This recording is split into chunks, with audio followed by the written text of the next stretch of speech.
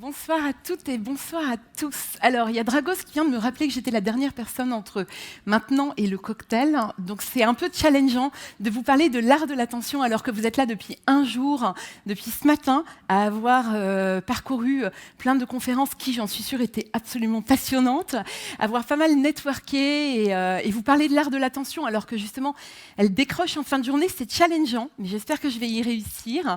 Je m'appelle Fanny et alors, d'habitude, je devrais commencer par une présentation de qui je suis, ce que je fais, pourquoi le sujet m'intéresse et me passionne.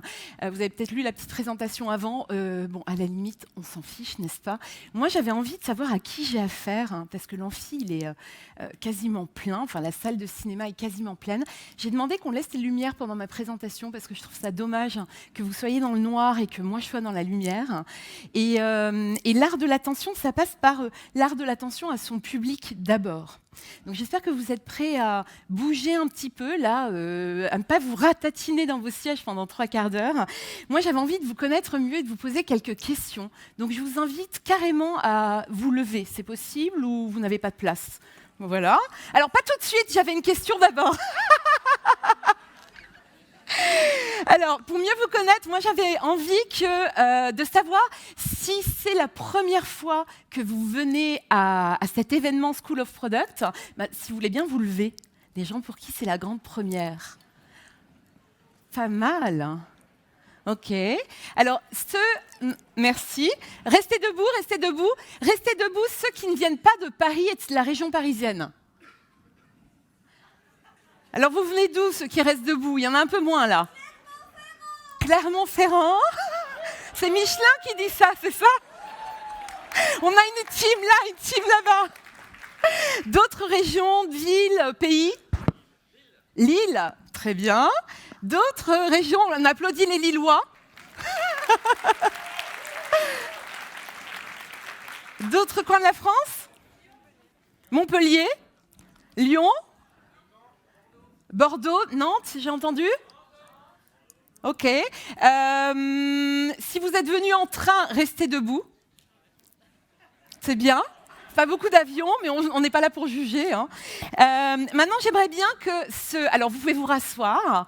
C'est un petit sondage qui permet aussi de mieux connaître vos voisins. Parce que moi, mon but, c'est de vous connecter également entre vous. C'est ça aussi l'art de l'attention. Maintenant, ceux qui sont déjà venus au moins 3 fois à cette conférence, à cet événement School of Product, si vous voulez bien vous lever. Ah, il y en a quand même, hein, bravo. Ok, à vue d'œil, je dirais une vingtaine. Ceux qui sont venus plus de 5 fois, si vous voulez rester debout, les autres, vous pouvez vous rasseoir. Ah, il y a quelques irréductibles gaulois. Peut-être l'équipe qui organise aussi, notamment. Merci beaucoup. J'avais d'autres questions comme ça pour savoir un peu à qui j'ai affaire. Je voulais savoir si depuis 3 ans, alors on sait ce qui s'est passé il y a 3 ans, je ne vais pas l'évoquer, mais si vous avez opéré un changement de vie majeur, professionnel ou personnel, vous pouvez vous lever. Bébé, divorce, nouveau job, nouvelle vocation, on a déménagé à la campagne. Ok, pas mal. C'est très fort, hein. Alors, c'était quoi? C'était quoi? Divorce, changement de job, bébé? Sport? J'entends pas. Quoi d'autre comme changement? Changement de job et de vocation ou toujours la même branche? Toujours la même branche, mais changement de job, de boîte, de pays, carrément. Autre chose? Des divorces, des mariages, des bébés? C'est intéressant parce qu'il y a une psychologue qui s'appelle Esther Perel et qui définit cette période justement comme un shift des relations, qu'il y a eu vraiment une révolution des relations pendant cette période. Vous pouvez vous rasseoir, merci beaucoup. Et puis maintenant, j'ai une autre petite question plus personnelle et encore plus liée à mon sujet pour me permettre de faire mon intro. C'était savoir si parmi vous, il y avait des gens qui se considèrent un peu comme des révolutionnaires dans leur secteur. Là, je parle plutôt boulot. Ceux qui aiment bien poser des questions, qui aiment bien bouger les lignes, innover, s'en fichent un petit peu du statu quo. Est-ce qu'il y en a dans la salle? Vous voulez vous lever? Il y a toute l'équipe Michelin de devant, là, debout. Ok, il y en a pas mal quand même, hein. Je suis contente de vous voir. Il y en a beaucoup. Il y en a aussi beaucoup debout sur le côté. Alors, je ne sais pas si c'est parce que vous n'avez pas de siège ou si c'est parce que vous êtes des révolutionnaires, mais ok. Maintenant, merci, vous pouvez vous rasseoir. Maintenant, je voulais savoir s'il y en a qui sont plus, qui s'estiment plus, j'allais dire, constants. Solide, ce serait pas le bon mot, mais plus constant, qui aime bien structurer, qui aime bien voilà, conditionner les choses, peut-être scaler également. Vous pouvez vous lever?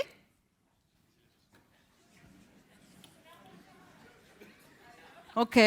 Alors, est-ce qu'il y en a qui se sentaient pour les deux, qui se sentent un peu des deux? Vous pouvez rester debout ou vous lever. Ceux qui sentent qu'ils ont un peu un pied là, un pied là. Ok. Merci beaucoup. Vous pouvez vous rasseoir maintenant. N'allez pas trop loin parce que j'ai prévu d'autres jeux tout à l'heure.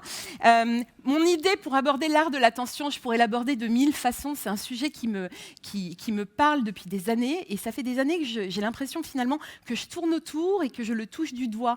Alors juste pour me présenter, alors je n'ai pas besoin de vous faire le LinkedIn, vous irez le voir. J'y suis pas souvent, mais voilà. Ça c'était pour vous qui est là dans la salle.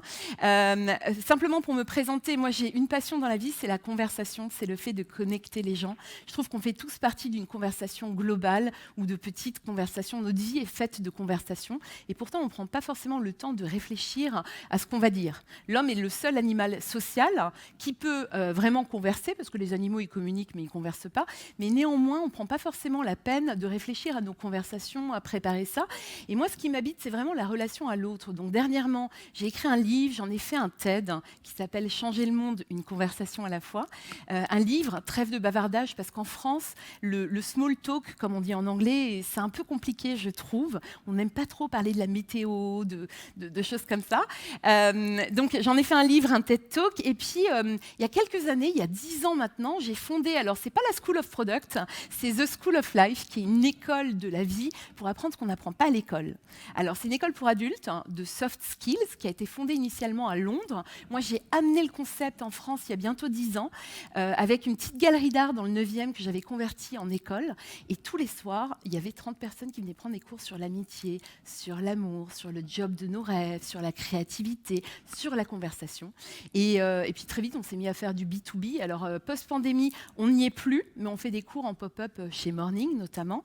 Donc, cette école, pour apprendre ce qu'on n'apprend pas à l'école, c'est pour ça que je vous ai mis cette photo de Douaneau, parce que vous êtes tous allés, j'imagine, plus ou moins longtemps à l'école. Vous y avez appris des choses très, très bien. Mais moi, personnellement, c'est ce que je dis à mes étudiants, maintenant que j'enseigne dans mon ancienne école. Je leur dis, je ne me rappelle pas vraiment de ce que j'ai appris ici, dans ces murs. En revanche, c'est tout ce qu'il y a autour qui est le plus important. Et on parle de soft skills. Puis, il y a un autre truc qui, pour poursuivre mes recherches, j'ai lancé il y a un peu moins de 2 mois maintenant un podcast sur l'art de l'attention, où j'interviewe un grand chef étoilé, un danseur étoile, un concierge, un critique gastronomique, plein de gens très très différents, des experts de l'attention qui me livrent alors leur version de l'attention, oui, mais surtout aussi des solutions. Parce qu'il y a plein de bouquins en ce moment sur l'attention, d'études, et alors c'est vertigineux. Pour ceux qui ont des gosses, je me dis, on est mal quand même. Moi, ce qui m'intéresse, c'est vraiment les solutions qu'on met en place pour essayer d'apprivoiser cette attention quelque part. Et je pense que cette attention, elle change le monde. Et pour revenir justement au sujet d'aujourd'hui, je pense que la qualité de notre vie, la qualité de nos conversations, elle est complètement modulée par cette qualité de l'attention qu'on devrait cultiver. Pour revenir au dernier sondage que je vous ai fait faire, là, avec les gens qui sentent un petit peu des deux, moi je pense que le monde de demain, il a besoin justement de ces deux qualités. Parce qu'on vit dans un monde, alors on voit en ce moment, et j'aime pas trop enfoncer les portes ouvertes, mais on voit en ce moment que c'est un peu difficile. Moi personnellement, je dors assez mal depuis début octobre, où il faut être dans un camp, il faut être dans un autre. On voit la montée d'extrémisme.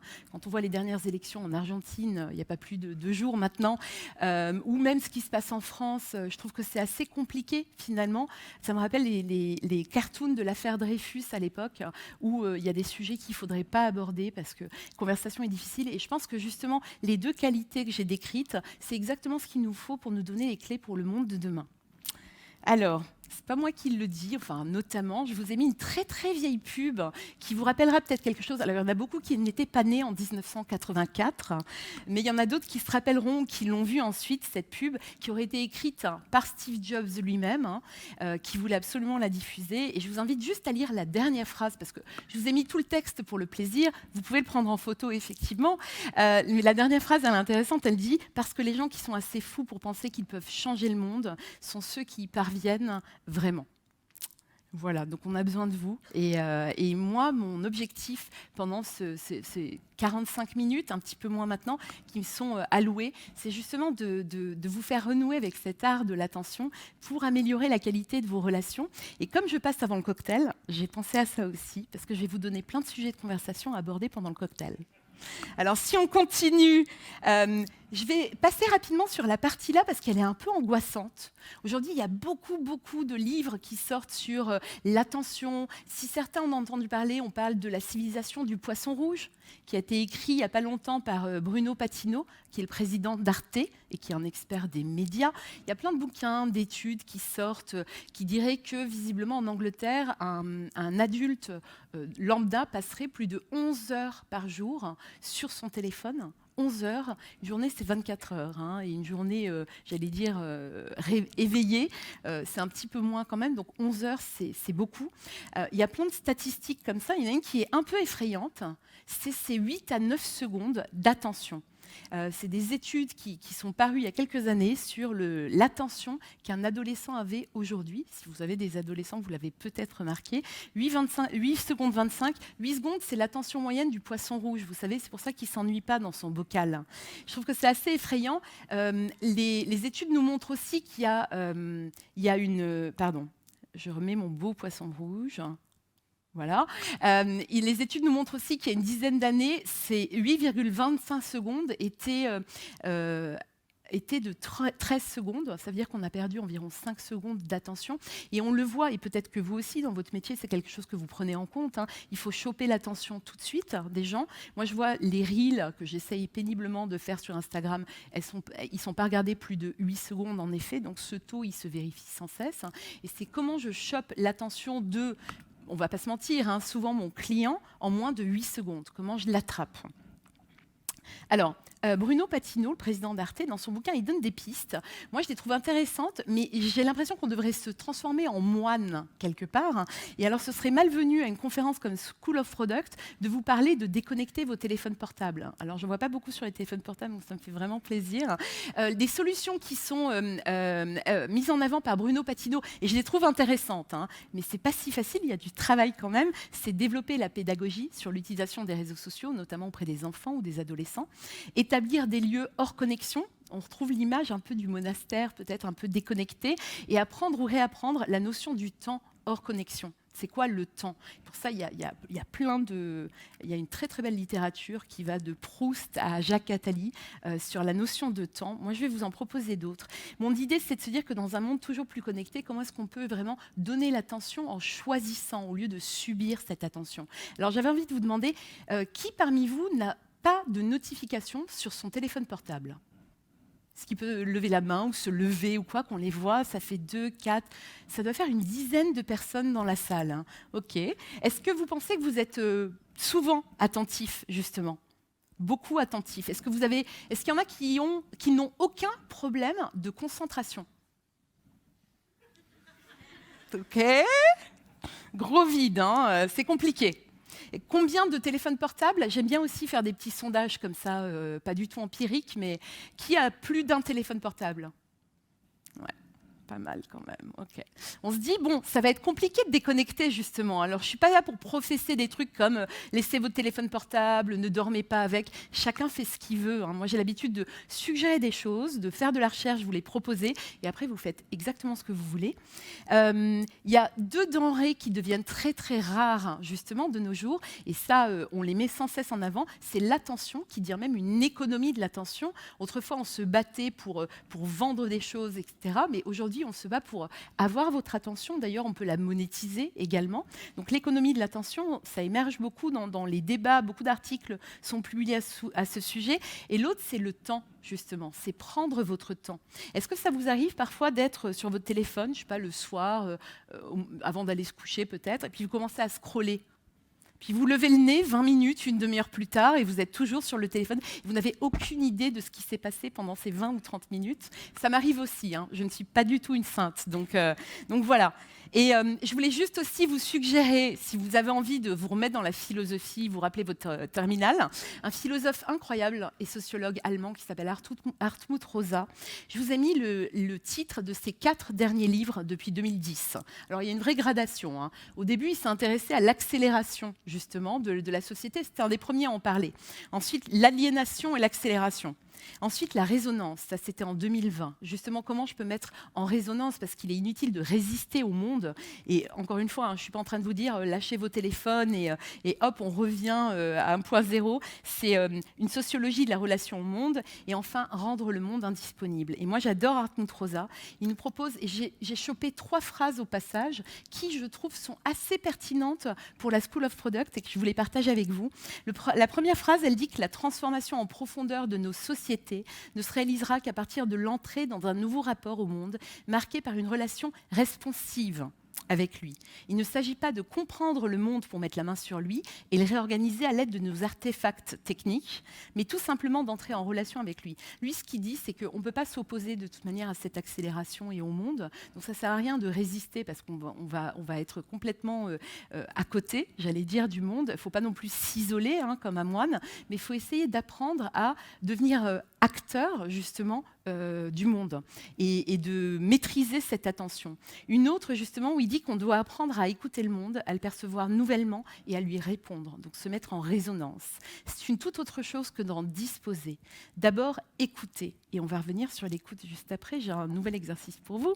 Ensuite, mais seulement à partir de l'attention que nous parviendrons à accorder à la présence de l'autre, nous pourrions essayer d'apporter des réponses circonstanciées et expérimenter de nouvelles formes de vivre ensemble. Je crois qu'on en a bien besoin aujourd'hui, c'est pour ça qu'on est là aussi.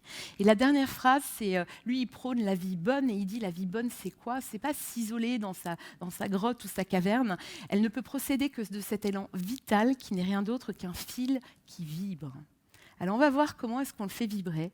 Moi, j'avais envie de vous proposer plusieurs petits points de vue pour voir que l'attention, finalement, c'est un cadeau. C'est un cadeau qu'on se fait et c'est un cadeau qu'on fait aux autres également. Alors, le premier, c'est écouter. J'ai lu il n'y a pas longtemps un livre qui m'a totalement bouleversée, qui a été écrit par une journaliste du New York Times qui s'appelle Kate Murphy. Si ça vous intéresse, je vous donnerai toute la bibliographie après. Et qui parle justement de l'écoute comme de quelque chose qui est essentiel dans nos vies et qu'on néglige totalement. Il y a très peu de gens, parce qu'il y a beaucoup de gens parmi vous qui pensent qu'ils savent vraiment écouter, qu'ils écoutent tout le temps, sans couper la parole, sans interrompre, sans crier, sans s'énerver. Il y a une personne qui a levé la main là-bas près de la caméra, merci beaucoup, au barbu avec le sweat blanc. Donc si tout à l'heure vous avez envie de parler à quelqu'un au cocktail, vous appelez comment? Ah bon. Alors moi l'écoute, je pourrais vous en parler pendant des heures, mais j'ai un exercice juste après. Sur l'écoute, j'avais juste une citation. Alors là, on redescend de 10 niveaux, c'est pas du Hartmut Rosa. Moi, je croyais d'abord que c'était mon père qui l'avait inventée, parce qu'il me le répétait tout le temps. En fait, non. Alors, on l'attribue à Confucius ou à Épictète, mais j'adore cette citation et je trouve qu'elle est assez vraie, assez facile à retenir. Donc, c'est tu as 2 oreilles et une bouche, alors tu devrais peut-être écouter 2 fois plus que tu ne parles. Ça parle, non? S'en rappelle.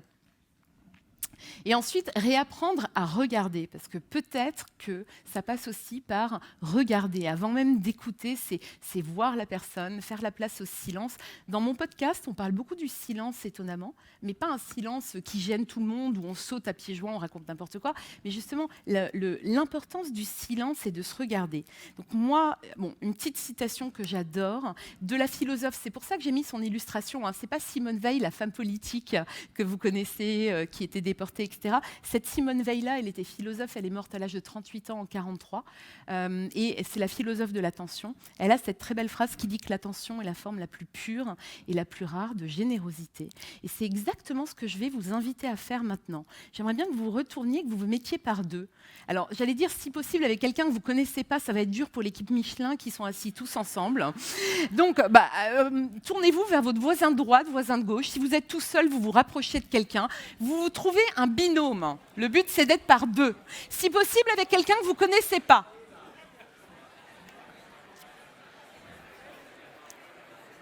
On met les masques si on veut. OK.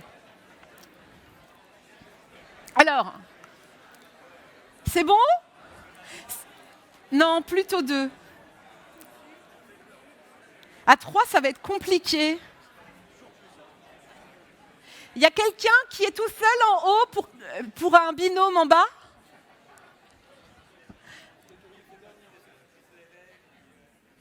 Il y a une personne toute seule là qui veut descendre? Venez. C'est une femme avec une écharpe. Merci beaucoup de traverser la salle avec votre sac. Alors, je ne vous ai encore pas donné, l'exercice en fait, ce que j'allais vous demander. C'est bon? On a des binômes. Merci à la courageuse. Alors, l'idée là maintenant, c'est, j'aimerais bien, alors j'aurais pu vous faire un exercice de méditation, etc.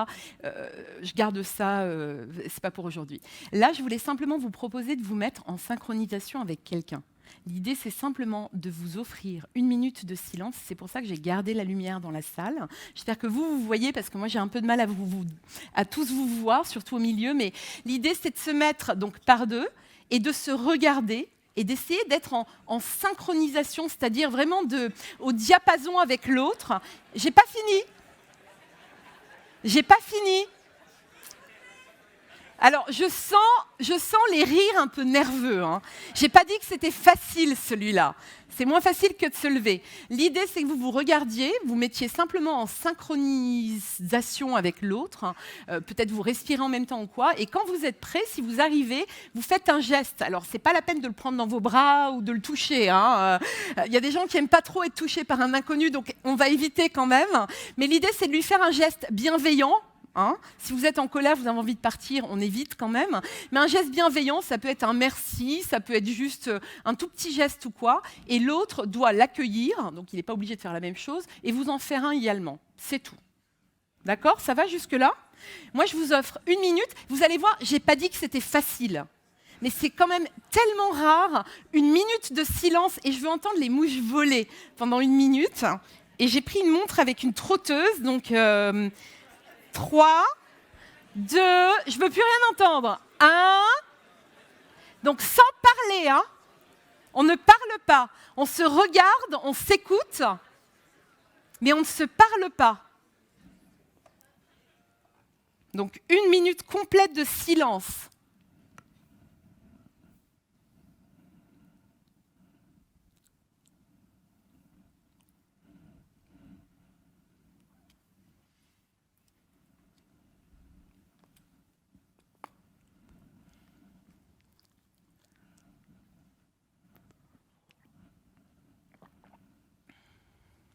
Il reste 25 secondes. C'est long, 1 minute. Hein.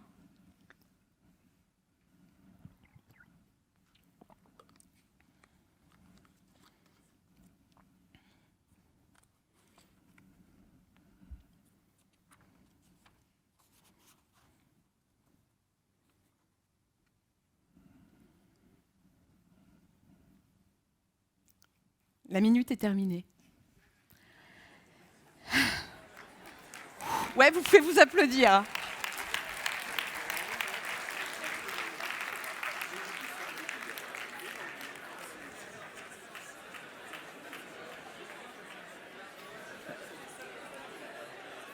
Vous vous sentez comment? C'était dur? Et après? Ouais. Et vous vous sentez comment après? Vous vous sentez touché? Vous vous sentez changé? Libéré? Délivré? Ça va? Ok.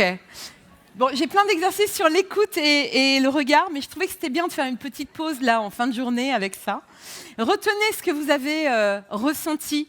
C'était peut-être des choses assez contradictoires, hein. On est un peu mal à l'aise et en même temps, on sent une connexion profonde. Moi, je me demande si dans les conversations, on est toujours autant touché, en fait, si on accorde son attention. Et encore une fois, j'avais pris cette photo que certains auront reconnue du film Grand Budapest Hotel de Wes Anderson pour dire l'attention, c'est un cadeau. Et réfléchissez quand vous shiftez un peu la perspective et que vous vous dites l'attention, c'est un cadeau que je fais et c'est un cadeau qu'on ne peut pas acheter finalement. La semaine dernière, j'ai interviewé un concierge d'un des grands palaces parisiens, celui de la place de la Concorde, pour ceux qui connaissent. Le Crillon, pour ne pas le citer. Le chef concierge me disait justement qu'il y a une chose qu'on ne peut pas acheter, c'est l'écoute, c'est l'attention et que c'est certainement le plus beau cadeau. Il a des clients qui viennent du monde entier, qui sont multimillionnaires, qui bookent des suites incroyables, qui restent, qui privatisent le Crillon pour un week-end, voilà.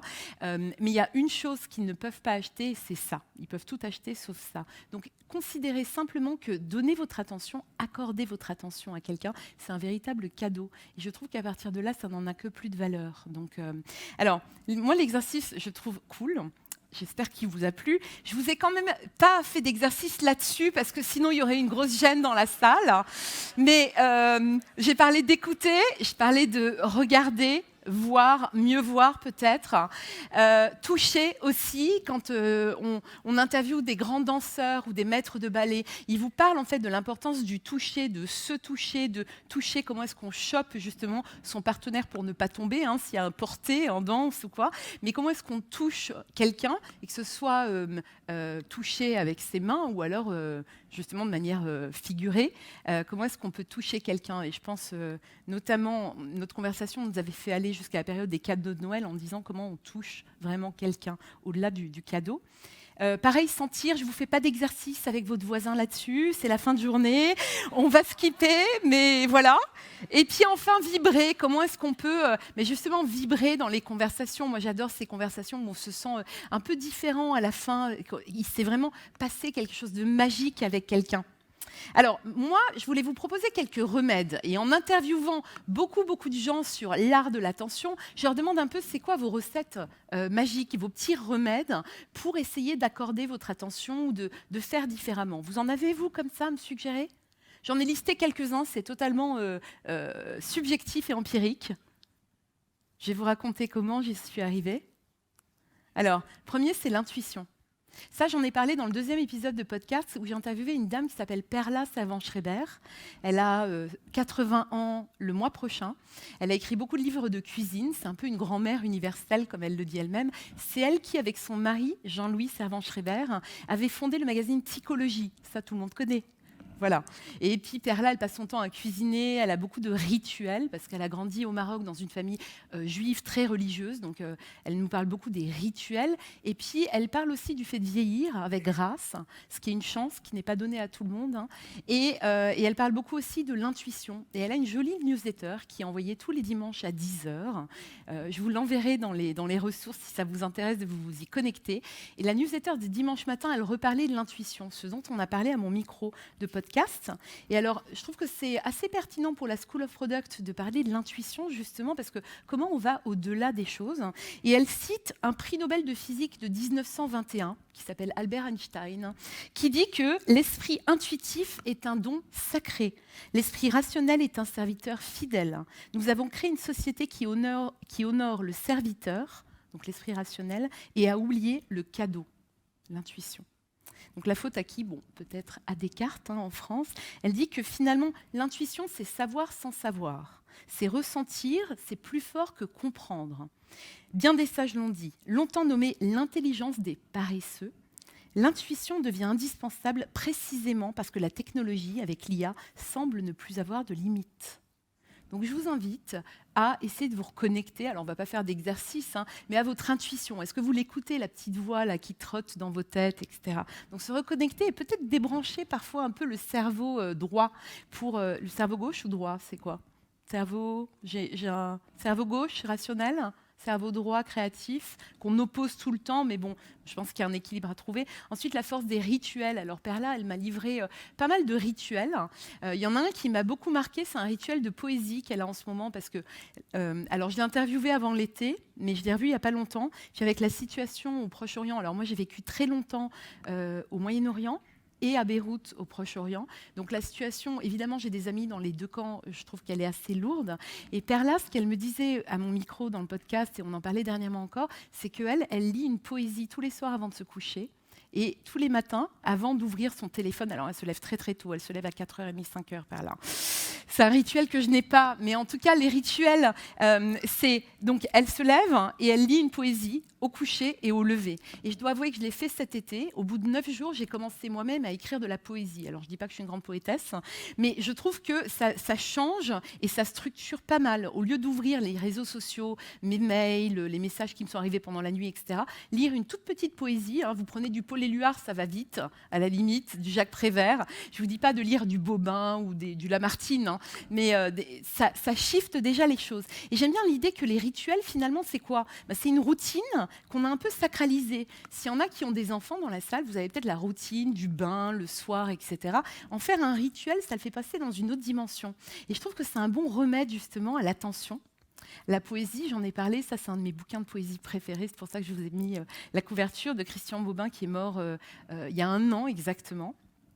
La créativité, et ça doit vous parler énormément, je pense, dans vos métiers. Comment est-ce que l'esprit humain, justement, il peut développer des choses où l'IA n'irait pas forcément. Et puis, j'avais un exercice aussi à faire pour nos amis qui ont organisé l'événement. En fait, j'ai choisi le Google Maps de leur bureau, qui est avenue de l'Opéra, avec le point rouge, n'est-ce pas ? En se disant, la créativité, finalement, il faudrait en faire un état d'esprit quotidien. Donc, au lieu de prendre toujours le même chemin pour aller au bureau le matin, prendre l'avenue de l'Opéra comme ça, toute tracée, il y a plein de petites rues. Il paraît que 74% des accidents de la route se produisent sur des trajets connus. Pourquoi ? Parce qu'on est en pilote automatique. Donc peut-être en prenant les chemins de traverse, on aurait d'autres idées. Donc incorporer la créativité, qui est encore quelque chose que l'IA a du mal à faire, pour le moment en tout cas, tous ces soft skills intéressantes comme un état d'esprit quotidien. Dire merci.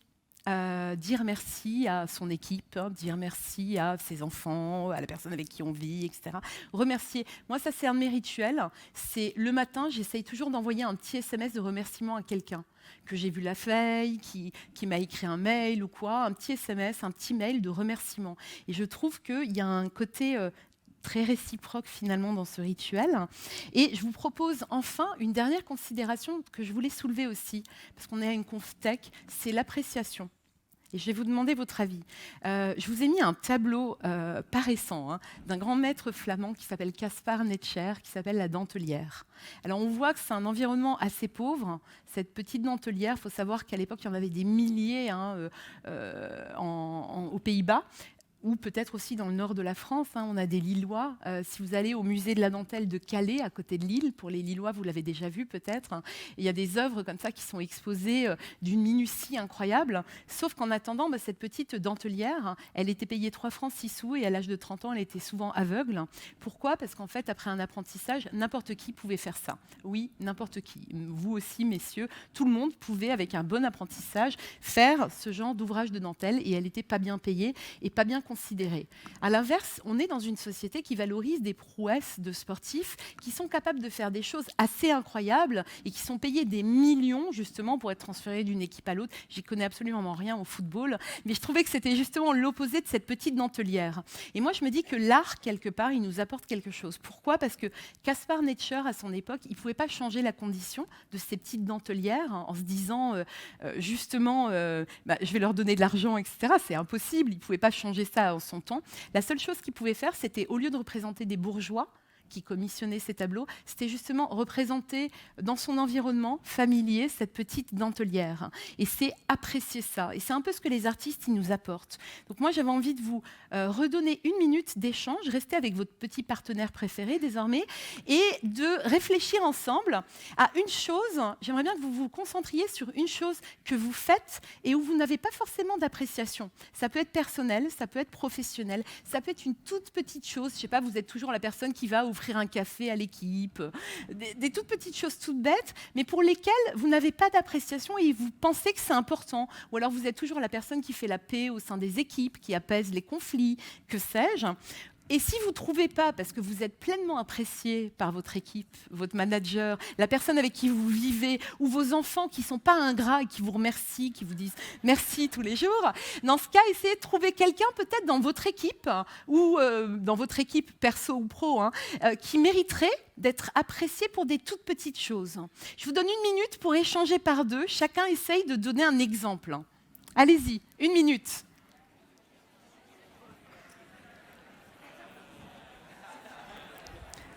5 minutes.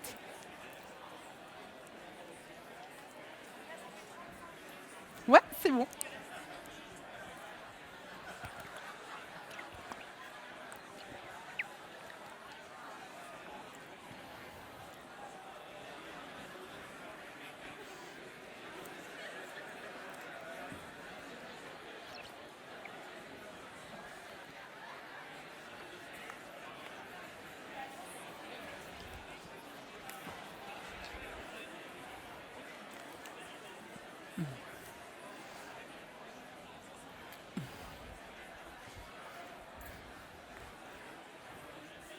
« 10 secondes.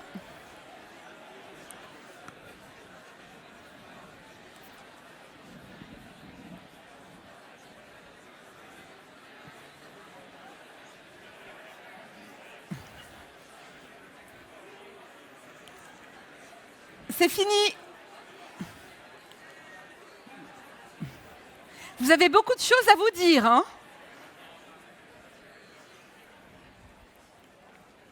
Ça va, vous revenez ? Je sens qu'il y a des petites mises au point qui se pointent. Vous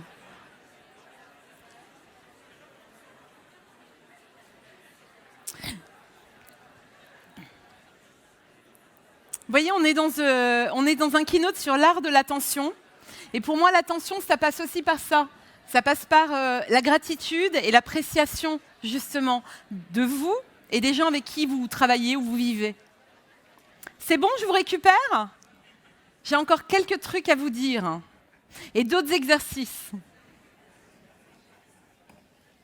Ça va, ça fait du bien de mettre en avant les choses pour lesquelles vous aimeriez être apprécié davantage. C'est pas facile avec ses collègues. Si vous êtes resté 2 par 2 avec vos collègues, non, vous avez switché ? Ok, bon.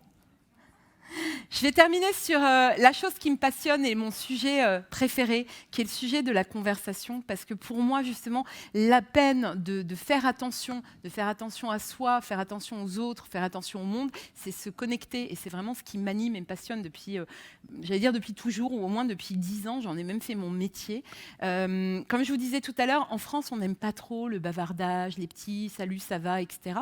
Donc je vais vous donner 2-3 petites idées pour avoir des conversations. Alors, je dis pas que vous en aviez de mauvaises toute la journée, évidemment, mais pour creuser vos conversations différemment autour du cocktail. Moi, je pense que la conversation, vraiment, elle modèle toute notre vie, elle nous change complètement. Et on devrait, c'est ce que je dis à mes étudiants, on devrait être beaucoup plus exigeants sur nos conversations. Savoir aussi quand partir d'une conversation, une conversation qui tourne mal ou quoi, comment abréger des conversations. Et je pense que alors je ne vais pas vous traduire la slide, mais je pense que dans une conversation, il y a avant tout un phénomène de réciprocité. On parle beaucoup de l'effet miroir. Tout à l'heure, vous avez eu un bel effet miroir, mais silencieux. C'est si vous croisez les bras, la personne en face de vous, elle va croiser les bras. Si vous êtes de mauvaise humeur, il y a beaucoup de chances que la personne en face de vous, ce soit contagieux finalement. Donc, ne pas oublier cette espèce d'effet miroir ou de loi de la réciprocité et qu'on récolte ce qu'on sème dans une conversation. Maintenant, j'ai à nouveau un exercice. Avant de partir, je vous l'explique. J'aimerais bien que vous vous rappeliez une bonne conversation que vous avez eue dernièrement. Ou la meilleure conversation de votre vie, si vous vous en rappelez, avec votre prof de première ou terminale, style le cercle des poètes disparus, peu importe. Une bonne conversation que vous avez eue. Et j'aimerais bien que vous réfléchissiez à c'est quoi l'étincelle ? En anglais, on dirait le trigger, le déclencheur. Pourquoi elle a eu lieu à ce moment-là avec cette personne-là ? Par exemple, j'étais coincée dans un avion pendant 6 heures sans téléphone portable, à côté de cette personne, et on a sympathisé, on est devenus amis, amants, peu importe. Donc, essayez de réfléchir à une très très bonne conversation que vous avez eue, et pourquoi elle a eu lieu avec la personne-là au moment-là. Je vais vous donner cette fois 3 minutes, parce que mon temps m'est compté. J'ai un buddy au premier rang qui me fait des signes. Donc, il me reste 5 minutes. Donc, je vous donne... il me reste 6 minutes. Allez, on va dire... Ouais, 6 minutes. Vendu.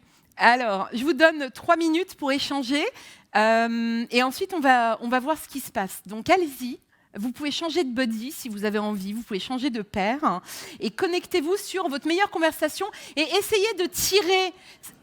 On ne va pas avoir le temps de se raconter toutes les meilleures conversations. Essayez de tirer. Qu'est-ce qui s'est passé? C'était quoi l'étincelle?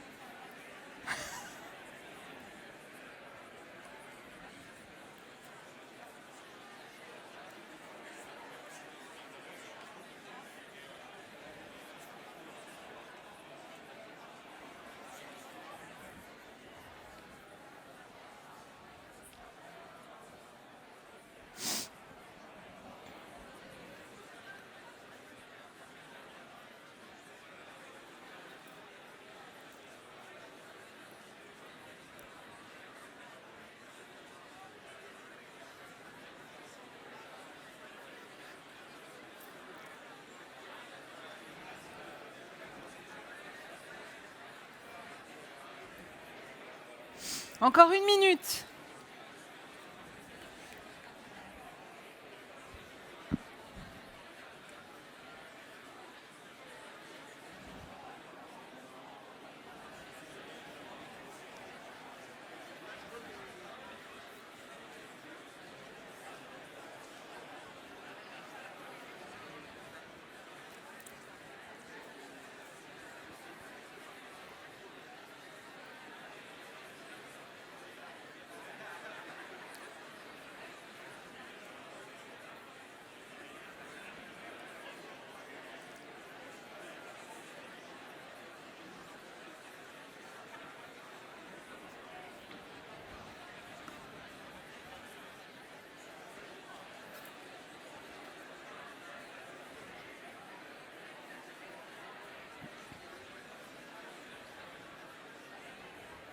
Le temps est écoulé. Revenez. Le cocktail n'est pas loin, promis. Alors, j'ai toujours des scrupules à interrompre les conversations quand je parle de conversation. Néanmoins, il me reste 3 minutes pour conclure avant le cocktail. Ça avait l'air sympa. Vu le niveau sonore de la salle, je sens que vous avez envie de boire un coup, là. Est-ce qu'il y a quelques personnes... Alors, on ne va pas avoir le temps... J'adorerais, pour la 2e édition de mon livre, mais on ne va pas avoir le temps d'entendre toutes les meilleures conversations. Est-ce qu'il y a quelques personnes qui veulent me jeter comme ça les ingrédients, les étincelles, parce que c'est ça qui nous intéresse, de nous inspirer? Ouais, l'intimité de la conversation à deux. Merci. Camille? J'ai pas entendu quoi? L'alcool, ok. Les personnes avec qui on se trouve, des personnes de confiance ou... C'est la personne en face aussi qui vous a donné l'input, c'est ça? Passion commune, ouais, les hobbies, les choses positives en général. Hein. Parce que si on commence une conversation de manière négative ou en se plaignant ou quoi, c'est un peu difficile de ramer ensuite pour y arriver. Donc, passion commune, les points communs, les hobbies. D'autres choses? Et retard SNCF, ça fédère, il y a un bouc émissaire. Il y a peut-être des gens de la SNCF, là. Il y en a 30. Par là-bas? Comment? Un vrai comment ça va, qui est quand même différent du salut, ça va? Oui, et toi, ça va? Et on n'écoute pas la réponse. Ouais. Ouais. L'ouverture. Ouais. Comment? Ah, un désaccord, d'accord, qui mène à une bonne conversation. Si les deux parties sont dans l'écoute, pourquoi pas? Premier rang? Ah, ok. Donc c'est au-delà de l'écoute, vous ne l'avez pas forcément formulé, mais il comprend à mieux regarder. D'où l'exercice de tout à l'heure. Il y avait quelqu'un de Michelin qui voulait dire un truc là. Il y avait quelqu'un qui levait la main. Ok, bon, alors j'enchaîne. Simplement, pour moi, après avoir énormément étudié le sujet, ça fait 10 ans que je travaille, il y a 3 ingrédients essentiels dans une conversation. Il y en a une douzaine, évidemment, mais les 3 principaux, pour moi, c'est l'écoute. Et on en a déjà parlé. Pour moi, la qualité de vos conversations dépend de la qualité de votre écoute. Si vous pensez que vos conversations, elles tournent en rond, qu'on ne vous écoute pas, posez-vous la question, est-ce que moi, j'écoute? Donc l'écoute. Le deuxième, c'est l'ouverture, parce qu'on ne sait jamais, finalement, ce que cache la personne en face. Elle peut être là avec les bras croisés, l'air un peu nonchalant. Vous ne savez pas. Et c'est ce qui est magique dans les conversations, c'est qu'on va à la découverte de quelqu'un. Tout est source de révélation potentielle. Et le dernier, c'est l'envie. Il faut avoir envie quand même d'avoir une bonne conversation ou je dirais le temps. Parce que dans l'avion, je n'ai pas forcément envie de parler à mon voisin. Seulement au bout de 6 heures, forcément, j'ai un peu de temps. Donc, on se parle et on finit par tomber amoureux, par exemple. Ça m'est arrivé il n'y a pas longtemps. Et donc... Paris-Beyrouth. Et donc, voilà, l'écoute, l'envie / le temps, et enfin l'ouverture. Bon, après, il y en a plein d'autres. Il y a la curiosité, la vraie curiosité pour aller rencontrer quelqu'un de différent de soi, le courage, voilà. Il y en a beaucoup. Si vous lisez mon livre, vous le verrez. Mais en tout cas, je vous ai donné les 3 principales. Et je vous donne aussi la plus belle définition de la conversation parce que je la trouve hyper éclairante. Elle n'est pas de moi, elle est d'un monsieur que j'adore, un monsieur délicieux. J'aimerais bien interviewer pour mon podcast, mais j'ai intérêt à me dépêcher. Théodore Zeldin, il habite à Oxford. Il est né il y a 90 ans quand même. Il répond pas à mes mails depuis cet été, donc je m'inquiète un peu, mais son éditrice travaille avec moi là-dessus. Anyway, donc Théodore, il est prof à Oxford, mais il publie ses livres en premier en français. Il parle aussi bien français que vous et moi. Il est prof honoris causa à HEC, à Sciences Po, etc. Et Théodore Zeldin, il a écrit un livre qui s'appelle « De la conversation, comment parler peut changer votre vie ». Et la plus belle définition de la conversation, c'est la sienne. Et je vous la livre, je vous l'enverrai si vous avez envie de creuser le sujet. Il dit que la conversation, c'est un enrichissement réciproque, n'est-ce pas, et partagé, qui permet aux êtres humains d'échanger de la confiance, de la sagesse, du courage et de l'amitié. C'est un art. J'aime bien l'idée d'art, mais ce n'est pas l'art de la conversation comme dans les salons, comme dans Ridicule. C'est plutôt l'art qu'on apprend, qu'on doit pratiquer et sans cesse enrichir, constamment enrichi, sous peine de devenir bête et répétitif. On a tous ces conversations. Salut, ça va? Ouais, et toi, ça va? Et on est un peu un robot dans le truc. Alors pour terminer, moi j'avais envie de vous proposer pour le cocktail juste après, dans 2 minutes, un petit jeu en fait. Alors là, c'est un film que j'aime beaucoup qui s'appelle Breakfast at Tiffany, où il y a une soirée un petit peu dingue qui se passe. Quelle est, à votre avis, enfin vous le savez très bien, hein, la première question en général que vous posent les gens en soirée, alors que ce soit perso ou pro comme tout à l'heure, en France? Et vous répondez quoi?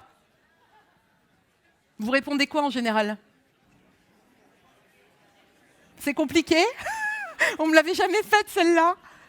Vous répondez quoi? Allez, soyez honnête. Vous répondez rien? En général, on répond son métier, même le samedi soir au coin du feu, même avec des amis, d'amis, etc. Même à un mariage où on n'est pas censé parler boulot, on répond ce qu'on fait comme métier. Ce qui est intéressant en France, c'est qu'on demande tu fais quoi et on ne répond pas ce qu'on fait, on répond ce qu'on est. Alors on est très cartésien, je pense, donc je suis. Donc on va répondre je suis entrepreneur, je suis professeur, je suis start-upper, je suis comptable. En général, les comptables, ils n'ont pas beaucoup de succès. Moi, j'ai une amie comptable, c'est pas très populaire en soirée, donc elle était obligée de trouver une parade quelque part. Alors juste, cette question qui emmerde tout le monde, parce que j'espère que comme moi, vous êtes passionné par votre métier, n'est-ce pas? Mais vous n'avez pas forcément envie d'en parler tout le temps, le samedi soir en soirée, dans la cuisine, etc. Donc, en France, on demande, tu fais quoi dans la vie? Moi, j'ai vécu très longtemps à Dubaï, pendant plus de 5 ans, et la première question qu'on vous pose là-bas, c'est « Where are you from ?» parce qu'on est tous de partout. Alors, bon, moi, je suis française, c'est pas très exotique, mais mes amis étaient jordaniens, croates, sud-africains, taïwanais. J'avais des amis qui venaient un peu de partout et qui avaient souvent des doubles, triples nationalités, etc. Donc, where are you from? S'il y a des gens qui ont vécu à Londres, il y a une question qui emmerde un peu tout le monde, mais qui permet un peu de mettre des étiquettes, c'est tu habites dans quel quartier? Ça vous parle? En Russie, on vous demandera votre signe astrologique. Ça fait longtemps que je fais des cours de conversation, donc j'ai des feedbacks. En Espagne, c'est pas mal. On vous demandera comment la vie te traite. Ce qui est assez ouvert, je trouve. C'est peut-être un peu mieux. Dans le Maghreb, en Liban, les chauffeurs de taxi me demandent toujours, vous êtes mariés? Non. Voilà, donc cette question, je ne dis pas qu'il ne faut pas la poser. La personne qui vous la pose, et peut-être que je l'ai posée 1000 fois avant, elle a quand même le mérite de briser la glace, même si ce n'est pas très recherché. Et j'espère qu'en sortant de cette conférence, plus personne ne la posera, n'est-ce pas? Mais au moins, la personne, elle a le mérite d'essayer de s'intéresser et de briser la glace. Moi, ce que je vous propose, et là, on va le faire en direct, c'est de réfléchir à ce que vous pourriez répondre de manière alternative. Je ne dis pas que ce n'est pas bien de dire ce que vous faites dans la vie, surtout un événement professionnel comme ça. Mais peut-être qu'au lieu de dire de manière un petit peu directe, voilà ce qui est écrit sur votre carte de visite ou sur le profil LinkedIn, peut-être répondre de manière alternative en disant, moi quand je me suis présentée tout à l'heure, j'ai dit, j'ai une passion dans la vie, c'est la conversation. Ou alors, j'ai deux passions, la culture et la transmission. Et tout ce que je fais, c'est un peu le fil rouge qui va relier toutes mes expériences entre elles. Et là, parfois, j'ai des gens qui me disent, oh, t'es un stit, toi aussi? J'adore. Mais c'est génial parce qu'au moins, ce n'est pas des conversations bêtes et répétitives. Donc moi, mon idée, c'est pour tout à l'heure, dans 2 minutes, quand j'aurai fini ma conclusion, c'est à vous de jouer, en essayant de poser des questions. Si vous voulez d'autres conversations, posez de meilleures questions. Donc en faisant attention à vos interlocuteurs et en leur posant des questions un peu différentes qui vous feront avoir de nouvelles conversations. Et en conclusion, je voulais vous laisser avec 2 choses pour creuser ce sujet de l'attention. Le premier, c'est une citation de Theodor Zeldin qui dit qu'une conversation satisfaisante, c'est une conversation qui va vous faire dire des choses que vous n'avez jamais dites auparavant. Et la deuxième, c'est de vous dire, et l'exercice de l'écoute et du regard tout à l'heure était assez significatif, c'est une citation d'une poétesse américaine qui est morte il y a quelques années, que j'aime beaucoup, qui s'appelle Maya Angelou, qui a dit que les gens, au bout du compte, ils oublieront ce que vous avez dit, ils oublieront ce que vous avez fait. Et en anglais, je vais le dire en anglais parce que c'est beaucoup plus intéressant, elle dit « But they will never forget how you made them feel ». C'est-à-dire que c'est une décision de votre part et c'est une action. Donc je vous souhaite un excellent cocktail. Je suis ravie d'avoir clos cette journée avec vous. Je vous remercie et à très bientôt peut-être, à tout à l'heure.